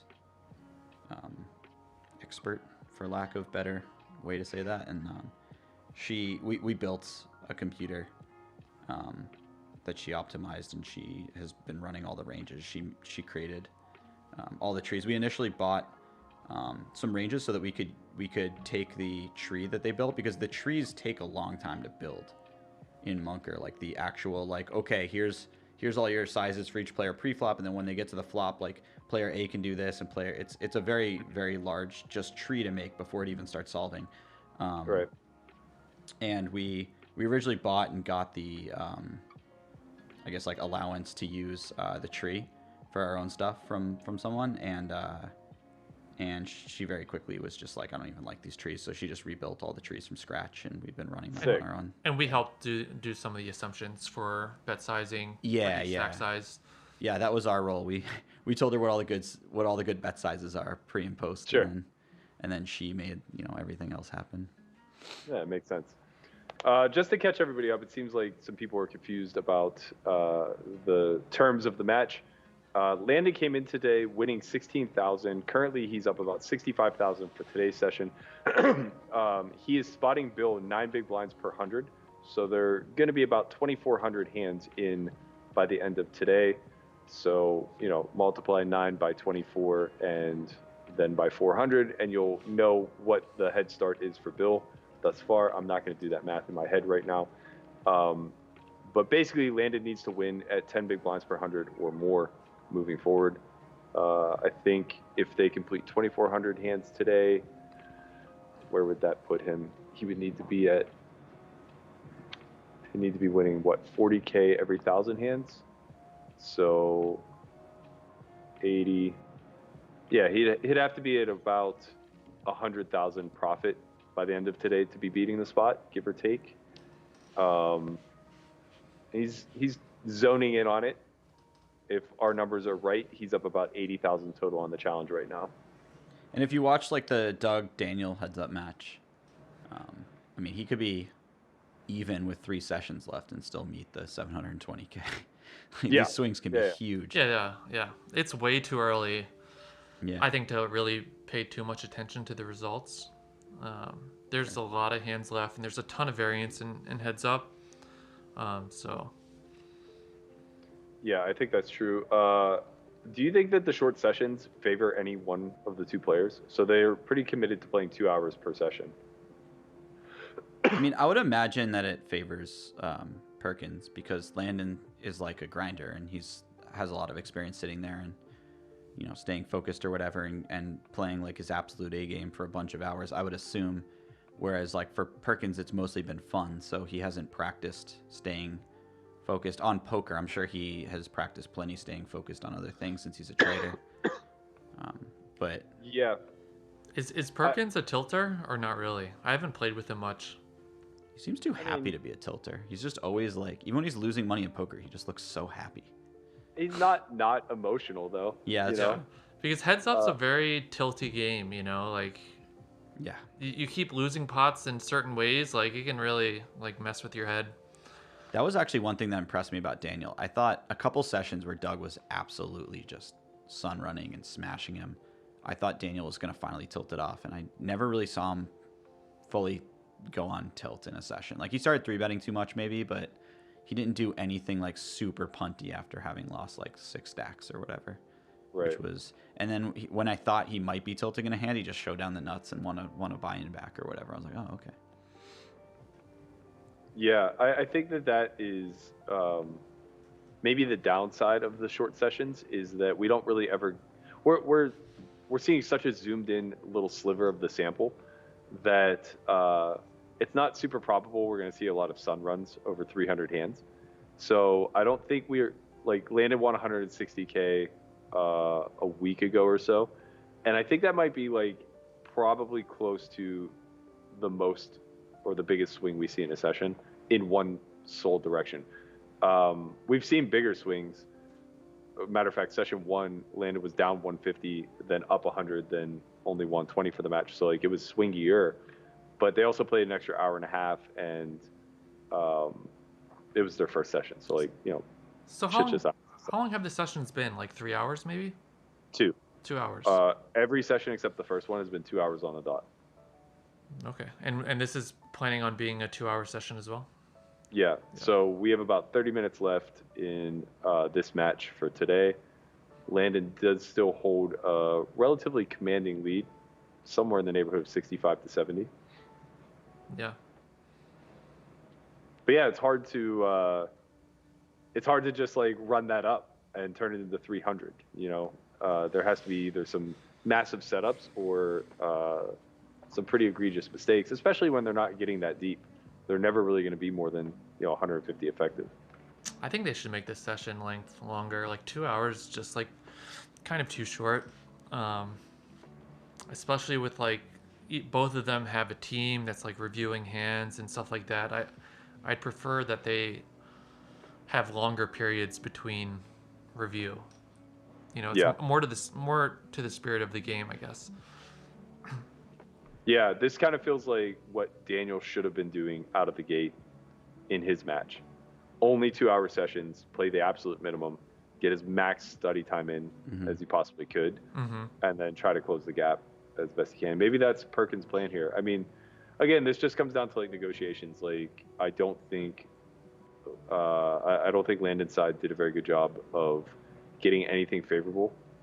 Matter of fact, I don't think there's anything that was negotiated that fell Landon's favor, with the exception of Perkins is free rolling the team 100K if they don't get 15,000 hands in by the start of the World Series.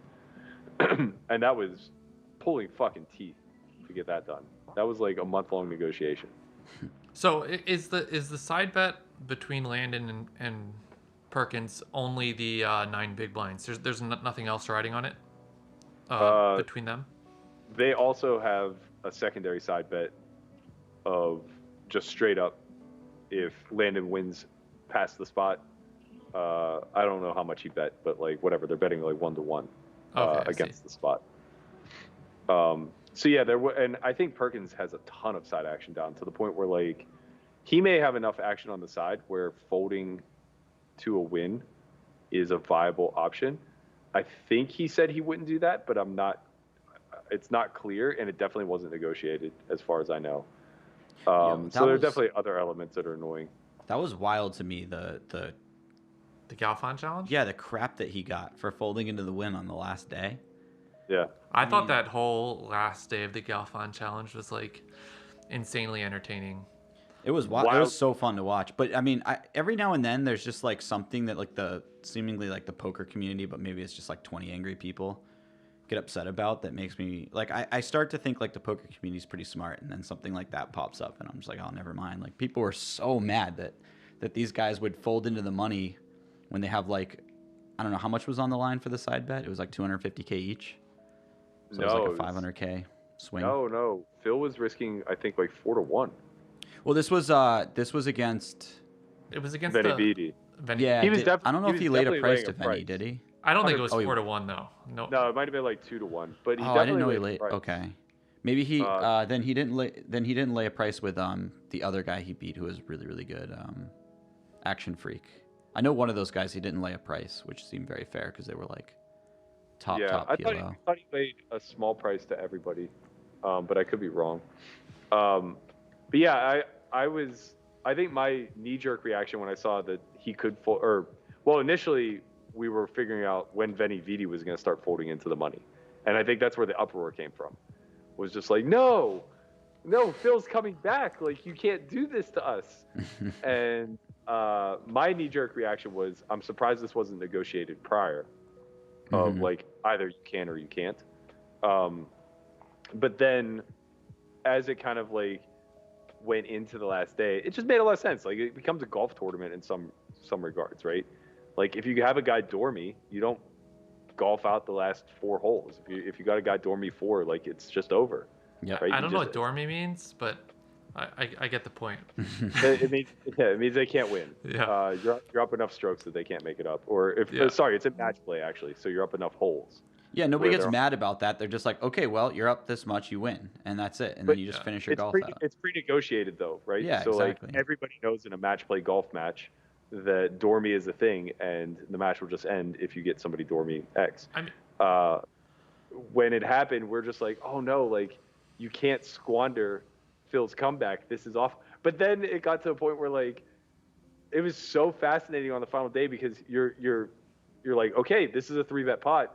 If Phil doesn't win this pot, match is over. Yeah. And scoops it.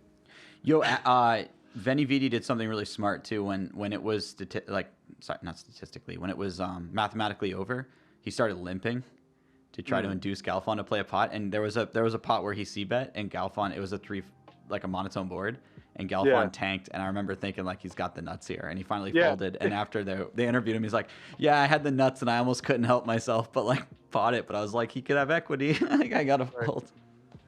It was smart. I mean, it wasn't smart. Like he's not gonna outsmart Galfon in that spot, but like, you know, it was.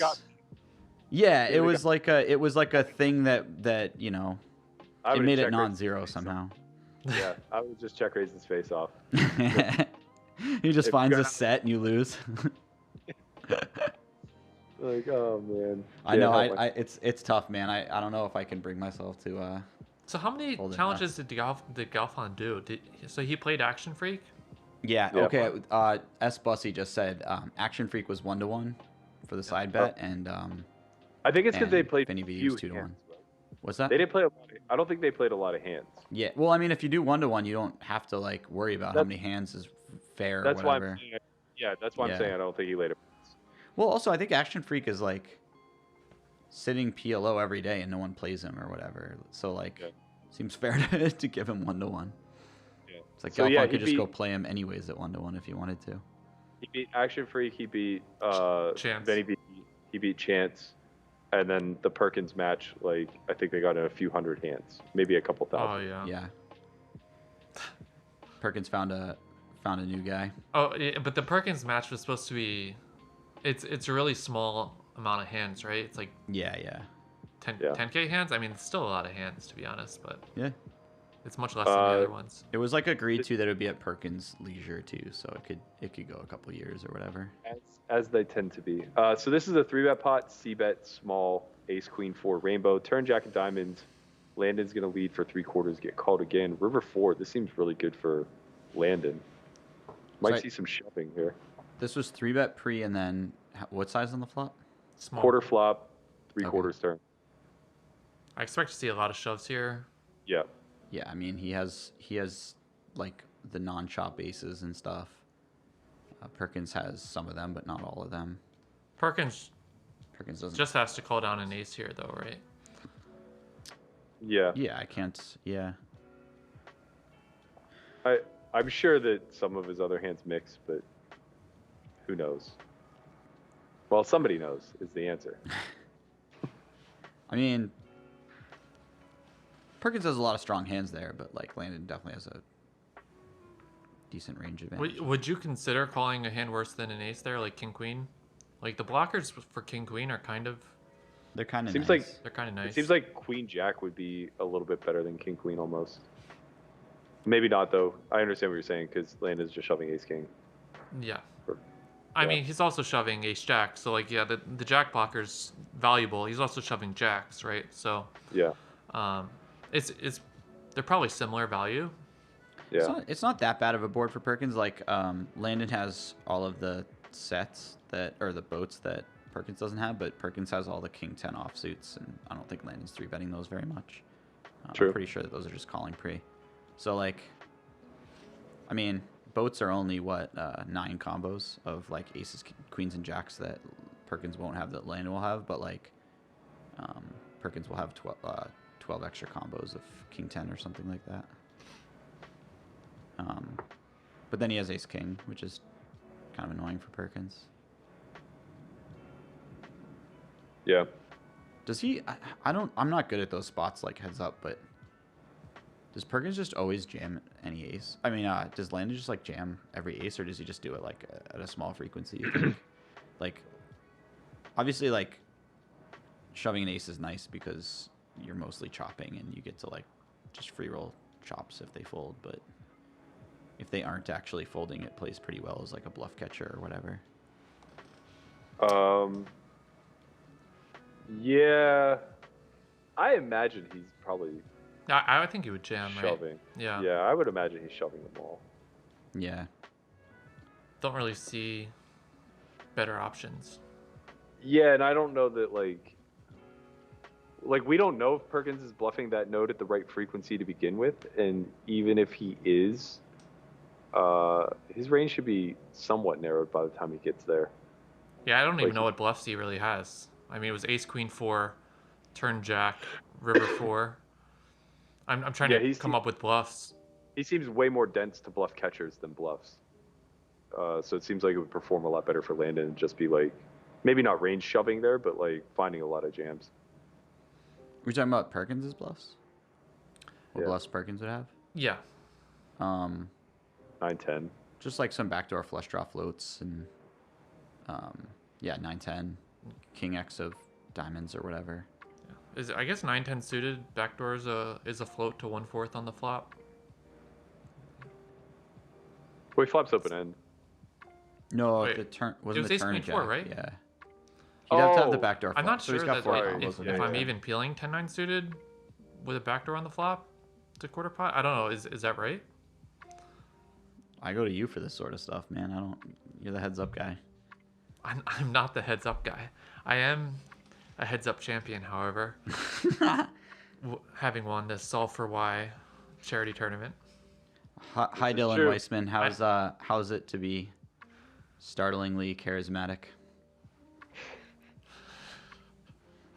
Oh man. Or what did he say? Something He like said, "Hey Jesse, what's it like to be dashingly attractive?" What's it like to be dashingly charismatic, Dylan?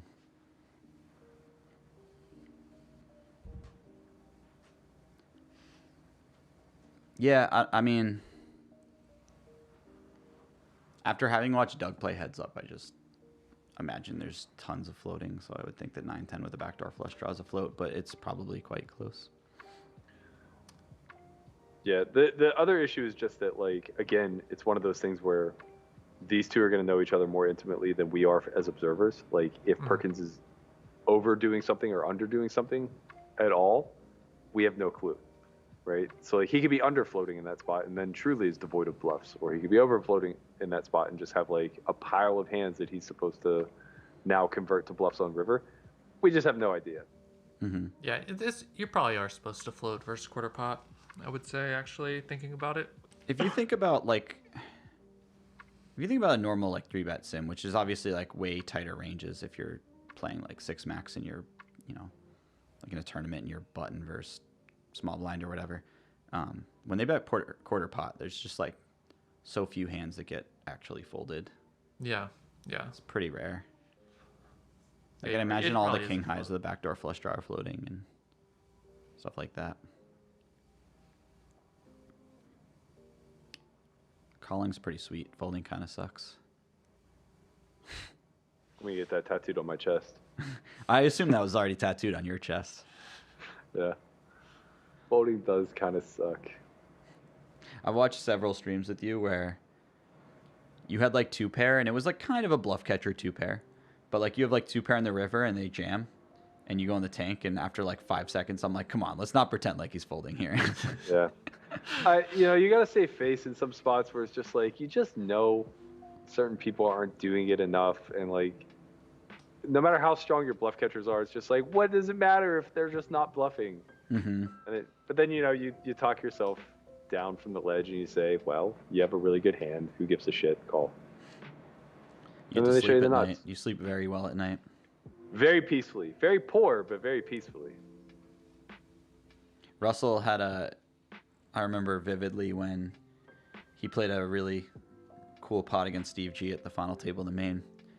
Steve bluff jammed river, and I look over at Russell and his face immediately just goes, like he just wasn't buying it in any capacity.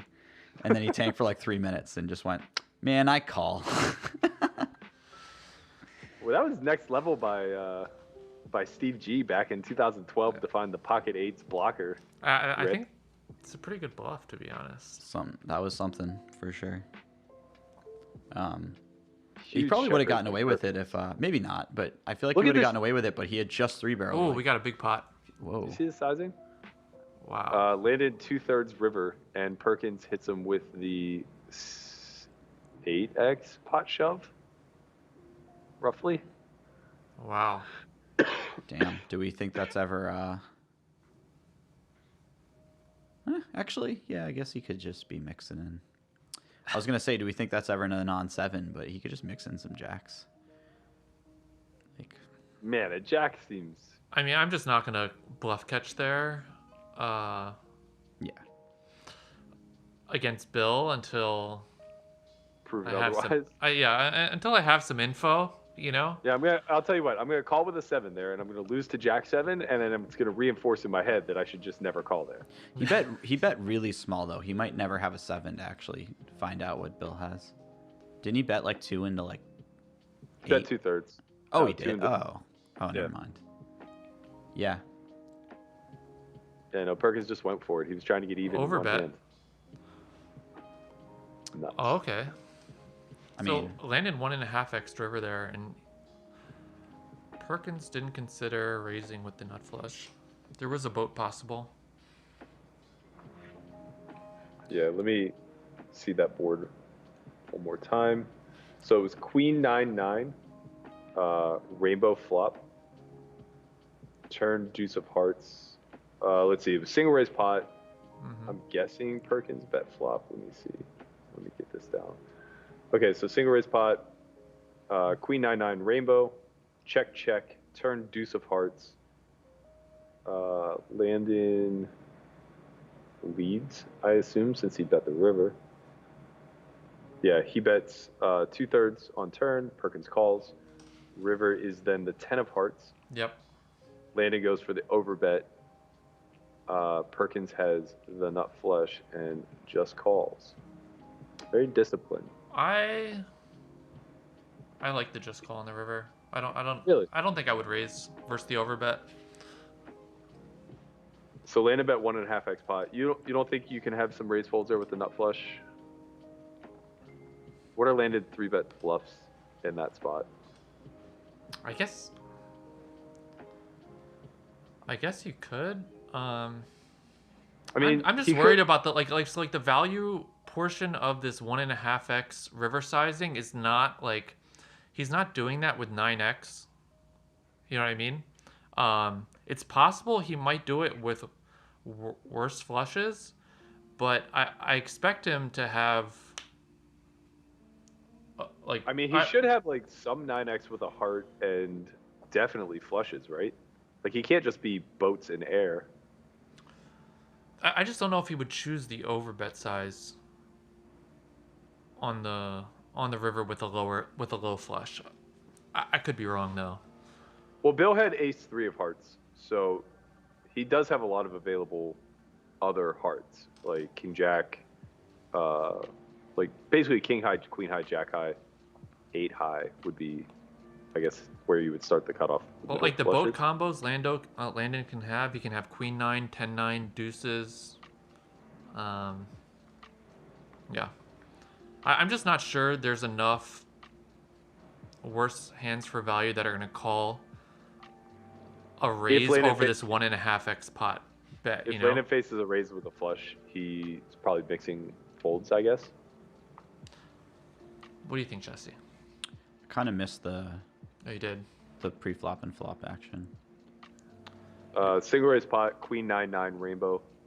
Check.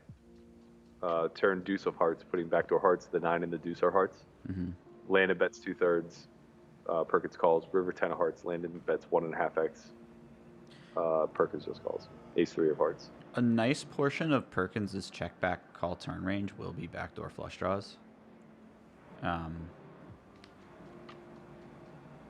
Not like a huge portion, but like more significant than people might think. So we have an all in here. So the 1.5 pot bet seems pretty strong on river. Yeah. And I mean, he could certainly like have a lot of flushes and stuff, but he might start at like not the. Yeah. The thing is, like, I haven't played that much heads up recently, so like ranges are really wide pre. So like, maybe I'm just undervaluing our ace high flush here a bit, and maybe you are supposed to raise. But like versus the 1.5x pot sizing, I probably would have just called like Bill. Yeah, I don't know. It's probably an easier raise with like ace queen of hearts, where you block some queen 9. Oh no, actually, never mind. That doesn't make sense. The 9 of hearts is out. I feel like some of the hearts want to be check raising turn as well, so they're not always betting turn. Doesn't Bill also have some traps, some boats? He checks back flop. Yeah, or no? Probably really low frequency. I mean, Bill might have more than you're supposed to. He's pretty tricky. I mean, at times. Do you check back queens on this board heads up? On queen 9-9. Yeah. In a single raise spot? Maybe a little bit. I don't know. Feels like a hand that I would bet a lot. They just have tons of like king 10, jack 10 stuff that continues, and they have like I mean, you're unblocking all the 9s. Mm-hmm. I'd like to run that one. That seems like kind of a fun one to run.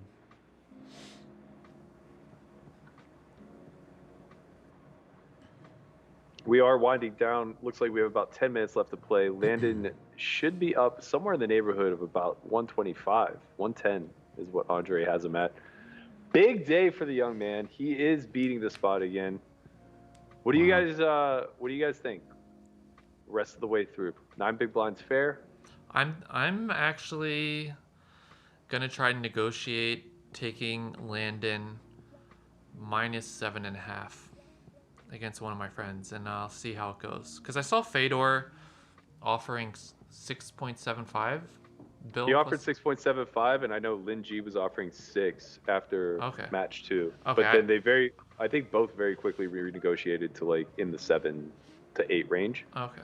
I'll see what I can get, but I'm gonna put down a wager after talking about this with you guys. I think Bill should have considered raising the ace high flush on the river. Oh, you think so? Yeah. I mean, at least I would have thought a about second it for to, sure. Yeah. Yeah, I would have thought about it. I don't think it's not close, like, unless he's really done his homework. Those spots are kind of tricky probably trickier for Bill than they are for Landon, in the sense that he knows Landon's super capable of 3-bet bluffing there. Whereas if roles are reversed, Landon probably feels a little bit more confident raising the nut flush there because he doesn't think Bill will 3-bet bluff all that often. And he might just be able to like have a comfortable fold with the nut flush. Yeah. I mean, hats off to Bill if he just 3-bet jams there. It's kind of an awkward really part tricky. of the game tree where like you don't get to play this spot very often. The like check back flop, 3/4 turn or 2/3 turn, and then overbet river raise like part of the tree. It's like you don't get a lot of practice in these spots, so you're not really sure like. It's a super nutted line. Yeah. By the position player. Well, like, also super, I just like never run into bluffs there, so I'm like worrying a bit like. Well, what are your raises? You have to like pick like some random percentage, or not random, but some percentage of like 9x and turn it into a bluff on the river as a 3-bet jam. Maybe like ace deuce with the ace of hearts. Yeah. Oh. Yeah. I just no. You want 9x. I would just snap call. You want them to have the ace of hearts, I think, in their hand. You want them to have the nut flush when you're bluffing. I'm pretty sure when you're bluffing, you want them to have the nut flush when you 3-bet jam. You want them to have like their value hands that raise for value and then fold. You're saying in Landon shoes. Yeah. So it's like really hard for Landon to find a bluff. I think he has to take a 9 and like some percentage of the time and shove it. It would have to be like a 9 with a heart that he chose to overbet river. Yeah, I don't even know if he wants a heart. I think he wants Bill to just have every possible combo of. But he's not going to overbet river with a 9 and no heart. I wouldn't. Yeah, that's what I'm saying. So it's incredibly hard to find a bluff on the river. Like, what are you overbetting on the river and then you turn into a bluff? Is it like low flush with no? What I'm saying is we have to go sequentially, right? So if he won't overbet the river with a 9 and no heart, then we have to start choosing hands that have the best blocker despite what we're stuck with, which is probably going to be a 9 and a heart, or I guess ace deuce with the ace of hearts. Never doing this either. If the 9 isn't a heart, if both 9s aren't a heart, then one of them is. Okay, so then it's gotta be a flush that has like the river card, or no, the river card can't even be. Oh, so there's flushes with a queen then. Yeah. Okay, so yeah, it's a flush with a queen almost definitely. and you just pick one of those and use it as like your bluff. I mean, it's either the flush with the 9 or the flush with the queen, depending on what doesn't have. But again, like that might not overbet river because what's calling you? Like you're blocking so much of his bluff catching range. I mean, if you can't bet like a queen high flush on the river for 1.5x pot, then your bluffs are just like printing money, I think. So it's probably fine. Yeah, I guess it's not that you can't. It's just that you have better flushes that have better removal. Yeah, but I'm just like thinking of it like, I mean, I think what you're saying makes sense in practice. I'm just thinking of it from a very theoretical perspective, but I'm just trying to like point out that like Landon's just not going to have 3-bet bluff jams on the river probably because it's just so hard to find in game, and like it's something that you just figure out afterwards and tell yourself that at some other point in your life you'll have the same spot come up and you could bluff then, but like realistically you're just never going to see that spot again. Yeah. Unless you start playing heads up for a living. The issue with bluffing in Landon's spot is, you know, there's a chance Bill is raising the ace high flush, but you don't know whether he is. But and you're not sure whether he has any bluffs to begin with, right? So like when you're considering rebluffing the river here, when Bill can just simply have quad 9s or queens full, and you're not sure whether he'd actually raise flushes for value over your overbet on the river, it's very, for me, like I just wouldn't attempt the bluff without more info essentially on Bill. Well, Bill's really tricky too, so like he might just have 100% of his pocket queens here. Like I've seen him do a lot of like tricky stuff, and I think that it's like maybe not 100%, but he might play it like 80% of the time that way. So I agree. I'd be like, I wouldn't run the bluff. I'd just be terrified to run the bluff.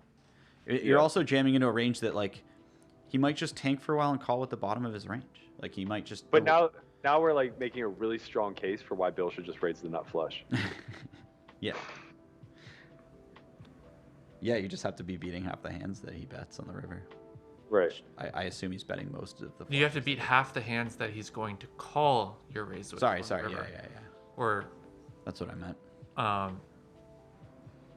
Which. I don't know if Bill's raise looks incredibly strong. I'm not sure Landon's going to call worse flush versus that line. Like I would. This is street poker, baby. Yeah. We're out there. Like sitting here now, like I would fold a lower flush in Landon's shoes if Bill raised me on the river. Like we've already 1.5x pot, a low flush. I'm just gonna fold. I'm just gonna fold to like a 3x raise or whatever. Yeah. Looks like Landon made a little comeback on table 1.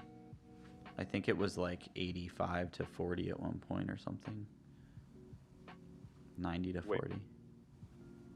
I think you're looking opposite. Landon's top. Yeah. Didn't Bill have like 90K a second ago on there? Oh, he didn't? No. Landon's been leading that table the whole time. He just got that river shoved through not that long ago. He had like 85K afterward. Oh, okay. Perkins has actually been like recouping losses that they at that table pretty much the entire session. Okay. If Dylan's still here, Dylan, I read some updates in the PLO tournament that you final table bubbled, and I was sweating you.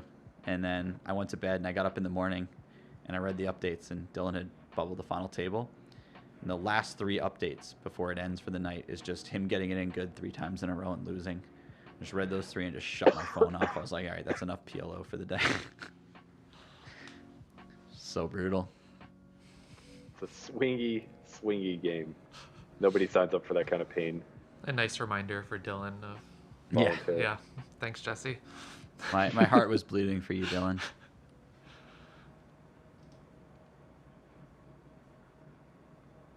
Chewy versus Chiwick. I feel like people have just been shouting out different heads-up matches that they want to see. No, it's the 25K WPT sit and go or whatever that's taking place in Mexico. Oh, cool. So is that online or live? So they're playing it on Kings Club online. I guess Kings just bought WPT, and this is their first sponsored event. Kings like from Europe, that Kings or no? No, I think it's the Kings Club app. Okay. Yeah. They're taking over. They're doing it. So, but they're forcing everybody to fly to Mexico, and I think they're doing it like battleship style. I'm not sure. Honestly, I have no fucking idea. I know there's some very silly. There's some influencers in there. Well, I know like Alexandra Botez is playing. She's playing down there? Yeah. Cool. Yeah, I know. I think flying down for it. I think Brad told me he's headed down there. Owens. Yeah. Well, that's gonna wrap it. The young man did good today. We'll get a final total here shortly, but I think that he won somewhere in the neighborhood of 100 to 110,000, which will put him up somewhere. There it is, 110. That's gonna put him up 125-ish for the overall scoreboard right now. Really big session for Landon. He needed it. It's going to put him ahead of the spot by almost a full buy-in. It's going to buy him some time. I'm glad you guys were here for Team Tice to have a good day. Takes a little heat off of me since I'm not allowed to be one-sided and I have to be objective moving forward, apparently. Thank you guys for joining us. Yo, if we come back, I'll bet the other side of Russell's bet so that we stay very objective. Okay, well we'll be equally unobjective. Sure, but then can I get equally unobjective again and then take more of Russell's side? You can do whatever you want. Oh wow, man. It's your stream, man. You're encouraging the tweets. I mean, I'm just whatever, man. I mean, I'm putting money behind this kid. Obviously, I'm not objective in this scenario, and I think like 6 is a really good fucking price. If I can get him at -6 blinds, like yes, I want to pile in. Take my mortgage, take the house, take the note. I don't care. Like Landon -6, you get it all. Back in the truck up. Let's Bill go. is taking this personally, so you're lighting a fire under him like he's Michael Jordan. Look, I'm just being honest. I'm not very comfortable at Landon spotting 9 blinds. I've been very honest about that from day one. But I will absolutely put my mortgage down for him only spotting 6. I'm not gonna lie. I kind of assumed that Perkins was the guy who holds the note on your mortgage in the first place. Nah, I almost got that thing paid off. I can thank my short deck run in 2018 for that. Oh wow, nice. Short deck. I want to hear stories about that sometime. It was silly. I've told the story a bunch, but basically I took 20K to play 200, 400 short deck when everybody was learning. And at the time, at the casino, like at Bellagio or something? In Ivy's room. Cool. And at the time, my backers didn't want the action, so I was like, all right, I'm gonna take like 40 or 50,000, and just give it a shot and see what happens. And I turned 20 into like 300, and then they played 30-60 3-6 the next day, so I took 60 back, and I turned it into like 450.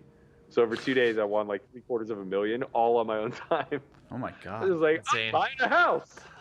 That's some like who had stories like that? That's like some David Williams type shit. Yeah, except his was the exact opposite. Well, it started that way, and then the blackjack story or whatever. Yeah, that's a wild story. He ran up like $1.5 million in like a day, and then ran it, or in 3 days playing PLO, and then ran it back down or something. Oh my god. Yeah, he was like the first pro that ever got into the Ivy Room game, and they were astonished that he just went on like a straight million downswing, 20K at a time.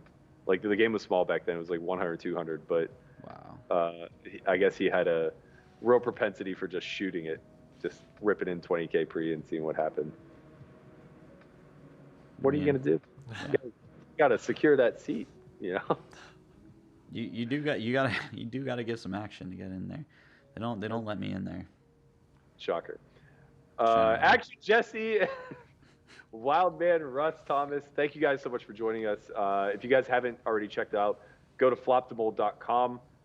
You will have all of your MTT ranges at your fingertips, which I personally use it. I think it's fantastic. I'm happy to see you guys put out this product. I know, Russ, this is very strong into your background of data science as well, so it's a trusted source to say the least. That's going to wrap it for us. No post-game interview today. Not sure whenever we're going to do this again. We'll find out probably the same time you all do through the Twitter sphere. But tune in this week, and we'll be back again. This was awesome. Thanks for having us, Perky. Yeah, thanks, man. This is great. Thanks, guys. Loving this room.